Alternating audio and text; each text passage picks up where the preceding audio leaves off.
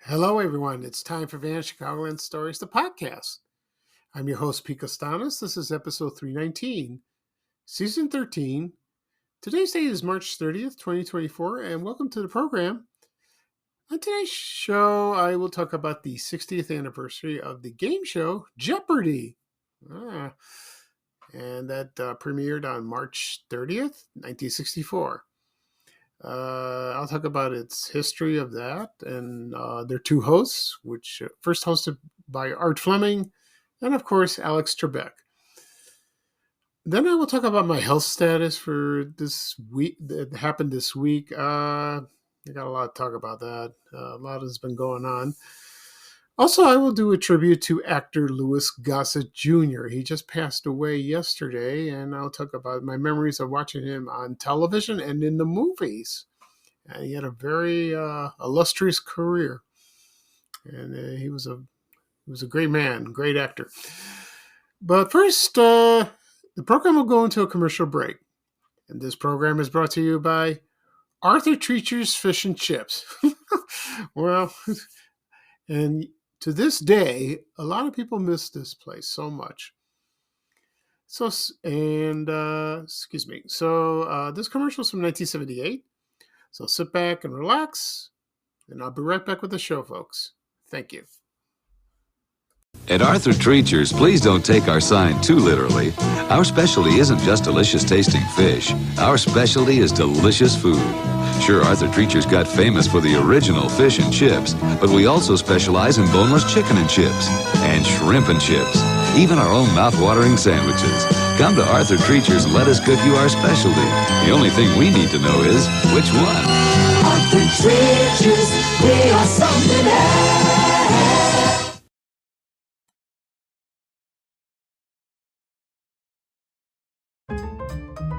Whatever the occasion, effortless elegance is right this way.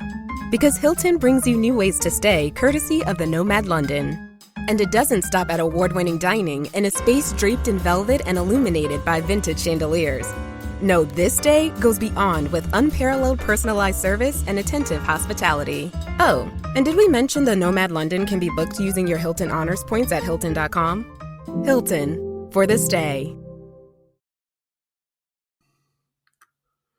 Okay, everyone, I'm back. I hope you enjoyed the commercial for Arthur Treacher's Fish and Chips. That company was founded in 1969, and it was very popular in the 70s and the early 80s. Arthur Treacher was an actor from England.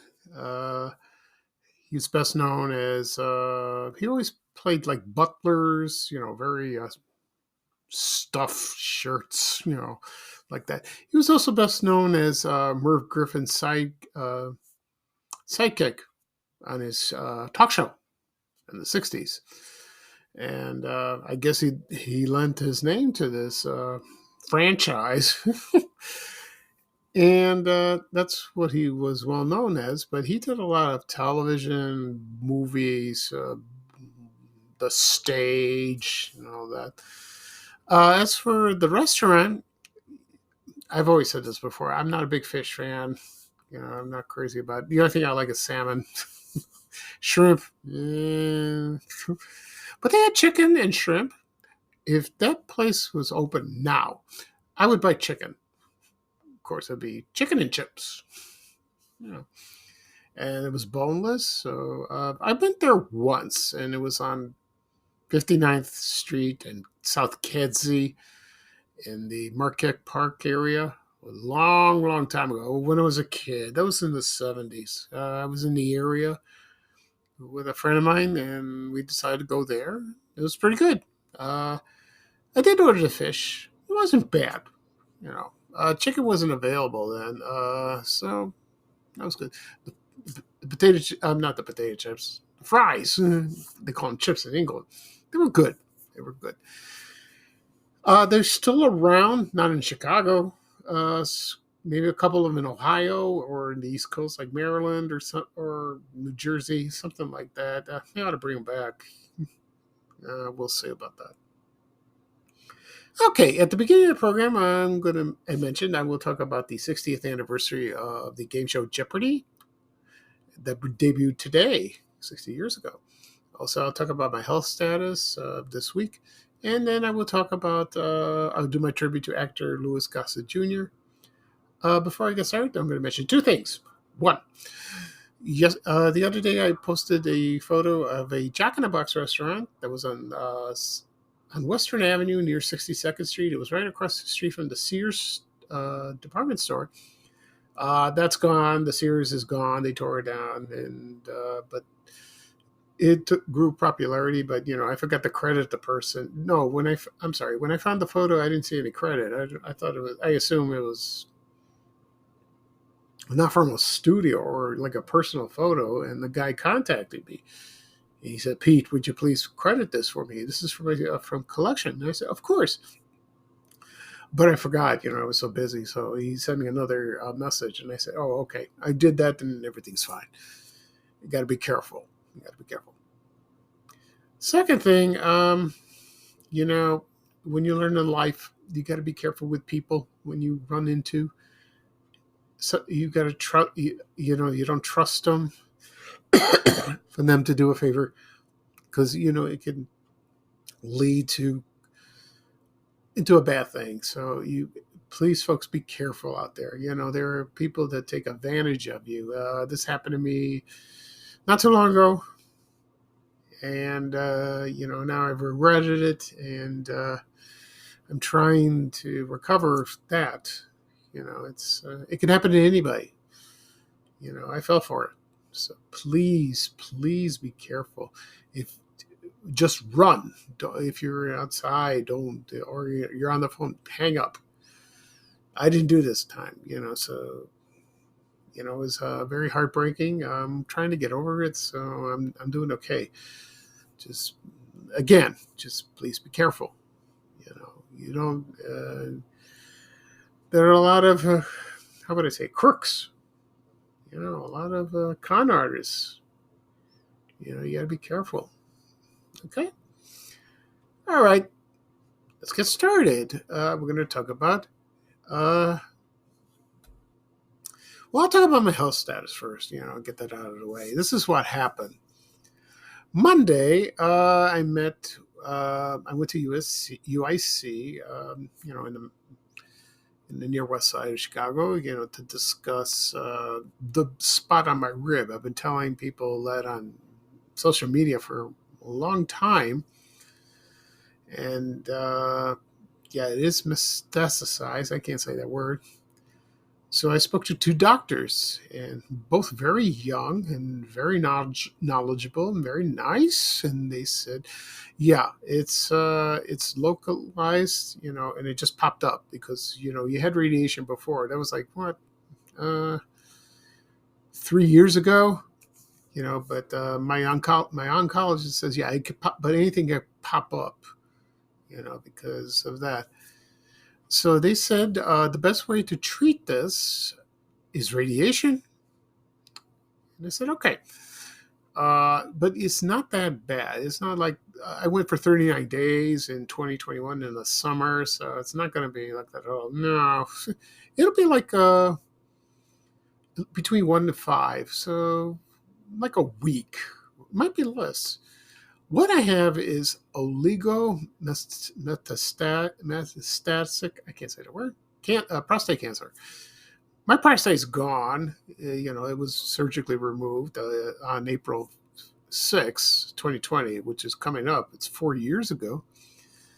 And the doctor did his best, but there's still little microscopic cells left over on the prostate bed. Real teeny tiny. You can't really tell. Maybe it's from that. Could be.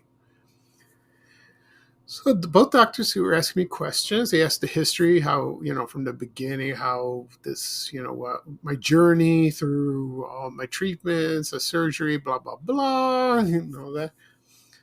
And I will do, so this coming Monday, I will do another CAT scan, another scan. It's a bone scan, not a PET scan. It's not necessary because they know what it is and they can see it. And just to be sure, and so they pinpoint it or where they'll start radiation. Now for radiation, I don't know when I'm going to start. It should be very soon, maybe in a week, 2 weeks. I don't know. Sometime in April. Then hopefully this will work. This will do the trick. It'll they'll zap it. It'll be gone, and my PSA will drop. And then as for medications, I still take 2 of them. I don't know if I'll continue with that. Probably, maybe 1 or 2 or both. I don't know. It depends. It's up to them. It's up to my urologist, and it's up to my oncologist. Okay. So I'm hoping if it doesn't fail, there's a slim chance that it might not work, and I probably have chemotherapy, which I do not want. But if I have to do it, I have to do it. It'll save my life. But with this special radiation, there's no side effects except I'm going to be tired. But I'm already tired already, with the pills. So hopefully I'll keep everyone posted when how it went Tuesday, and they'll tell me the schedule of the radiation, and hopefully it won't be that bad. It's a pain in the butt, but I managed to do that. Then this past Wednesday, I went to see my urologist. He did a cytoscopy or something. He looks through the urethra. He looks around to see if anything's going on. He found a bladder stone. He says that's common. Not a kidney stone, thank God. It's just a bladder stone, just a small one. In other words, I have to go to the hospital again for the 3rd time with this procedure and get my scar tissue stretched. That's the 3rd time doing that. But I'm scheduled in May, early May, so I got time. He says you're having a rush. It's nothing. It's outpatient. You'll be in and out. No problem. But I got to wear a catheter. I hate that. That's how it is. Hopefully. And hopefully everything will be fine, and then I could just continue being healthy. It's crazy. It's been a roller coaster ever since I first diagnosed in December 2019. It's just nuts like that. But I'm in good hands. I really am. I'm in good hands. Okay. That's it. All right. Right now, I'm going to talk about the 60th anniversary of the game show Jeopardy, which is debuted today, 60 years ago. Give you a little history on that. And that premiered on NBC March 30th, 1964. This is the first version, and it ended January 3rd, 1975. So it had a long run like that. This the first version of Jeopardy was not like what we watch now. Not really. It's the same. The same. How would you say it? The same way you play. Only right now it's computerized and there's screens. That, and the dollar amounts have increased since then. Inflation like that. So, the host of the show, the first one, his name was Art Fleming, and he had a very strange voice, but he was a good host, and he hosted all the hosts. He was the host of all versions. It was syndicated until the first show in 1964, all the way to 1979. It was syndicated for a while.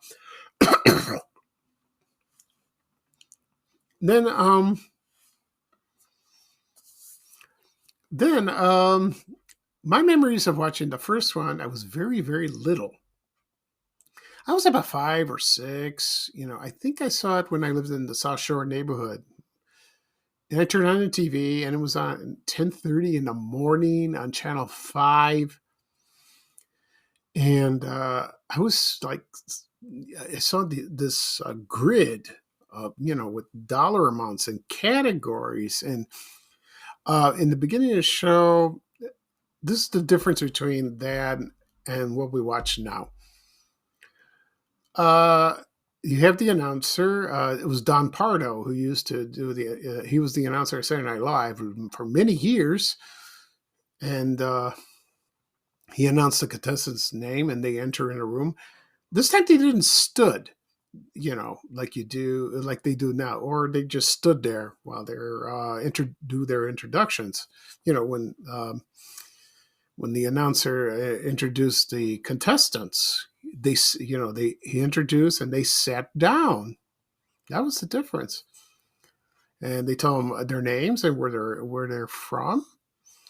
And they had coffee cups or like water, the one we watch Jeopardy now, they had nothing. All they is themselves, and they have the buzzer. That's it. I don't know if they snuck food in there. No. And then they introduced Art Fleming, and then when you watch Jeopardy now, you have boop, boop, boop, boop, boop, boop, boop, with all the amounts popping in and not popping in, and then they would introduce the categories. In the Art Fleming version, there was like a curtain, and it went open it up, and then he would introduce the categories. He also had Double Jeopardy, and he had Final Jeopardy, and there was also the Daily Double. Of course, that was there. Same thing. But you have to form the answer. Your answer has to be a form of a question. Okay, same thing. It was like that. And I watched a few episodes on YouTube. A lot of them are not survived. I wish they were. That would be fun to watch. They really would. But a lot has changed instead. Like that. So anyway, I'm going to play the introduction of Jeopardy. I think it's from 1974, in the mid-70s, with Art Fleming. And when I come back, I'll talk a little bit more about Jeopardy today. Okay?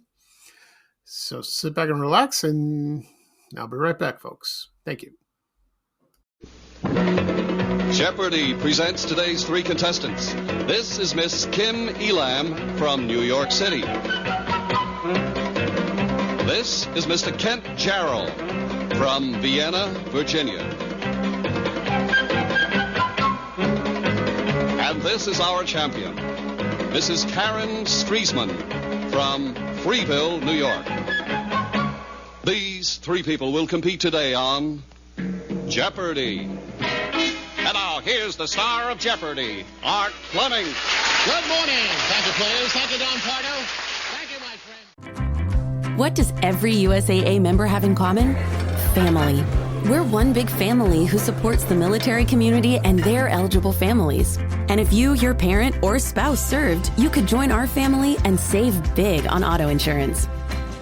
Visit USAA.com/join today to check your eligibility. Membership eligibility and product restrictions apply and are subject to change. USAA means United Services Automobile Association and its affiliates, San Antonio, Texas. Okay, everyone, I'm back. I hope you enjoyed the introduction of Jeopardy with Art Fleming. This is from the mid-1970s, so there's a big difference between the show back then and what is now. Yeah, so over the years. Now I'll talk a little bit about, actually, let me start this. The show came back for 1 year in syndication from, also from 1974 to 1975. That was just 1 year, and then it came back from 1978 to 1979. I don't remember that at all. And Art Fleming did host that. Okay. And then, Jeopardy came back in the mid-1980s. This time it was with Alex Trebek, and he was famous for that. He was. I read somewhere like when he first hosted, like a lot of people were going, we want Art Fleming. We don't want this guy. But we all warmed up to him, and he's awesome. And I've been watching the show ever since. Me and my mom watch it every day, even specials. She loves the show. She learns things. She asks me questions, and I tell her, if she's not sure. But I enjoy it. Record it every day. It's a lot of fun. I love the show. I really do. And it has changed over the years. The format's still the same. Nothing's changed. Regular Jeopardy, Double Jeopardy, Final Jeopardy, that's all the same. The Think music, that's still there. Oh, it's changed a little bit. Well, one thing I want to mention, the Art Fleming version, you had to write it down like on a piece of paper, like a board, and then Art Fleming will come over and you just flip it, and then show you. Today, they just do it on a computer screen. How times have changed. So Alex Trebek hosted the show for many years until like 2021, I think, and then he passed away. Let's see. So yeah, no, he passed away on November 8th, 2020. And then, but they still showed a lot of shows were taping in advance. So the last show I think was about, I don't know, December, something like that. I'm not sure. So I remember watching the last show with him because he was suffering from pancreatic cancer, and it was like, oh my God, this stinks. It's awful. Yeah, poor man. He wanted to continue, and no. He said he loved hosting the show. He loved hosting it, and I've auditioned many times. You do the written, you do the test. Never got called. I'll keep trying. I'll keep trying like that. So, then after Alex Trebek's death, there were a few guest hosts. Like, for example, there was Ken Jennings. There was LeVar Burton, Mayim Bialik. I can't say her name. Lots of them. Aaron Rodgers, of course. He hosted it. And there were so many. Most of them did a great job. They really did. But they selected two, Mayim Bialik and, of course, Ken Jennings. Now, Mayim Bialik, I don't know, she left. But she hosts, they alternate. So Ken Jennings is the host. I don't know if he wants to do it full time. It's a little hard, because sometimes he does specials at prime time, with celebrities like that. And he does host a regular one. And so that's a good ideal choice. That really is. To tell you the truth, I wish LeVar Burton did it because he was awesome in that. But I may be a minority in this. But he was great. He was great. I wish he hosted it. Guess not. Things change. So maybe I'll try the test today. I will try. Why not? That'll be fun. I enjoy doing it. I really have a good time. Anyway, so I'll continue watching the show. I believe the show will go on for a long time, a really long time. I don't know how long Ken Jennings will host it. We'll see. Maybe. I don't know if that's his future. Like that. I have no idea. So Jeopardy lives on. And like that. So one of the greatest game shows of all time. Okay. Oh, one last thing. I like Price is Right, but I'm not a huge fan because, over there it's kind of nuts. Jeopardy is more quiet, sedated, cerebral, very relaxed. Not like the other one. Okay, next up, I'm going to do my tribute to Louis Gossett Jr. He was an actor. He appeared on television, stage, the movies. It was so sad. I heard that he'd passed away. He was 87 years old. From what I heard, he had prostate cancer, and I didn't know that, just like me, and he beat it. So, but I heard he had medical problems over the years, but he was still acting to this day. He really was. So I'll give you a little background about him. Okay, so he was born Louis Cameron Gossett Jr. May 27, 1936. He was born in Brooklyn, in New York, and he started acting. And he was like, so he got he caught the acting bug then, and he did plays in high school and all that. And then his high school teacher encouraged him to audition for a part in Broadway, version. He did, and he was on his way. So, and he was a tall guy. And he was offered to play for the New York Knicks, the basketball team. But he said, nah, I don't want to do it. I want to act. Like that. And his first Broadway play was called Take a Giant Step. And he was awesome.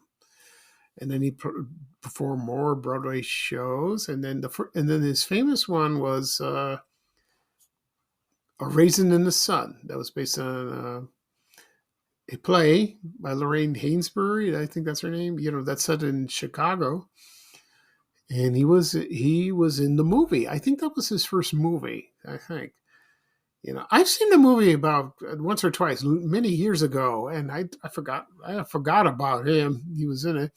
I got to watch it again.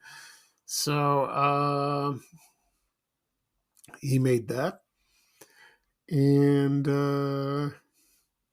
Let's see. Then he started in a lot of movies, more Broadway plays, and then he started on television. And I remember he appeared on The Partridge Family. He was a fireman, with Richard Pryor. That was a classic show. Like that, and wow, that was great. And also the what was that other show? Good Times, and he was going to be a replacement for John Amos on Good Times because John Amos left, so that he only appeared one episode. So, but he was good in that. And of course, his famous role was the role of Fiddler in Roots, the miniseries by Alex Haley. I saw Roots when I was in 8th grade. He was awesome in that. Oh, wonderful. And he won an Emmy for that. He deserved it. And I think he appeared in the sequel, with LeVar Burton, Cut the Kitty. He did that. And he appeared in more movies. He also appeared in The Deep, in 1977. I remember that movie. That looks scary. I didn't see it. I remember he played at Fort City Theater in Chicago. I want to see that. But that was with Jacqueline Bisset. Then played more roles. He played in a couple of TV shows. One was The Lazarus Syndrome that lasted 1 year, and also The Powers of Matthew Starr. That was in the 1980s. I remember that. Well, that's okay. But his most famous role, of course, was Officer and Gentleman. And that won him an Oscar for supporting actor. When I first saw this movie in the movies, he blew me away. And he was a drill instructor, Gunny Sergeant Emil Foley. Oh my God, this guy was a badass. He was just, when he was on the screen, you couldn't take your eyes off of him, and he was so mean to Richard Gere. He was in the movie. So it was, Deborah Winger was in the movie. Oh my, when Richard Gere was in the military, and Oh my God. I've only seen the movie once. I got to see it again because his role in that movie was phenomenal like that. And he didn't take crap from anybody, but he was outstanding. He really was. And he deserved it. He deserved the Oscar. That's great. That really was. Okay. Right now, I'm going to play a commercial real quickly. Oscar, believe it or not, no, not Oscar, Louis Gossett Jr. did a commercial for Oreo cookies. So here's one from 1987. And when I come back, I'll wrap up the show, folks. Thank you. Oh, oh, oh, who's that kid with the Oreo cookie? Huh? Who you calling a kid? Eating all the luscious chocolate, licking all the creamy middles. One good twist, and I got him right where I want him. Dunking all the crunchy cookies like he did when he was little. My mama never let me eat them whole. Oh, it's hard to hide the kid inside with Louis Gossett Jr. an Oreo Nabisco. Finding a new job is stressful. But with Indeed, it doesn't have to be. Just fill out your Indeed profile with your skills, experience, and desired salary. The more you fill out, the better your matches will be. And hearing from hiring managers will be 2 times more likely. Relax. That's your Indeed profile sending opportunities your way. Indeed, the world can work better. Okay, everyone, I'm back. I hope you enjoyed the commercial. They appeared on the Oreo sandwich commercial, or Oreo cookies. Sorry. That's don't like them. You can find it on YouTube. He's like I said before, he starred in a lot of television, a lot of movies. Of course, I forgot to mention a couple that stood out. One was Iron Eagle, Enemy Mine. That was a good one. And some bad ones too. Jaws 3D.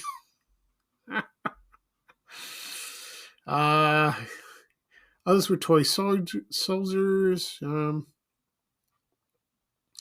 So, he was a supporting actor, but that's okay. He liked to keep busy, so that's okay. He was a wonderful man. And so, we're going to miss him, but his work will live on, of course. Yeah, of course it will. Okay. So that's it for this show. I'll do a recap of what I talked about. I talked about the 60th anniversary of the game show Jeopardy, which premiered 60 years ago today, March 30th, 1964. Also, I talked about my health status, and also I did my tribute to actor Louis Gossett Jr. This podcast will be published later on today, wherever podcasts are available: Apple Podcasts, Google Podcasts, Spotify, Amazon Music, also Breaker, Overcast. It'll also be on my blog, www.vanishinggoblin.blog. Okay. Also, it'll be on my YouTube channel. Again, people ask me, where do I find your podcast? Where do I find your podcast? Go to my YouTube channel, do a search. Type in Vanishing Goblin Stories or my name, Pico Stanis, and you will find it. Hit subscribe. You will get a notification of the latest episodes. You can listen to previous episodes. Same thing with the apps. Hit follow. You'll do that as well. You get notifications for those. Also, be sure to my social media accounts: Facebook, X, LinkedIn, Reddit, Threads, Instagram, what's the other one? Blue Sky, and also TikTok. They have the links, so you want to watch that. Okay. So that's it for this show. I don't know if I'll do another one tomorrow. We'll see. Tomorrow's Easter, but it's not my Easter. I celebrate Easter a month later, about May 2nd or something. I forgot the date, but it's the first Sunday of May. That's my Easter. Okay. So, we'll see. I have to think about what I'll talk about. Okay, so this is Pico Stanis, your host of Vanishing Goblin Stories, the podcast. Thank you for joining me today. It looks like a lovely day. It's nice and sunny. I don't know if it's too cold. Hopefully your Easter will be beautiful. And we'll see if I'll do another episode. Probably, if I have time. I'll have to think of something. Okay. So this is bye bye for me, and here's Ray Rayner with a little traveling music saying bye bye bye. Take care, everyone, and so long. We have to go. Bye bye bye.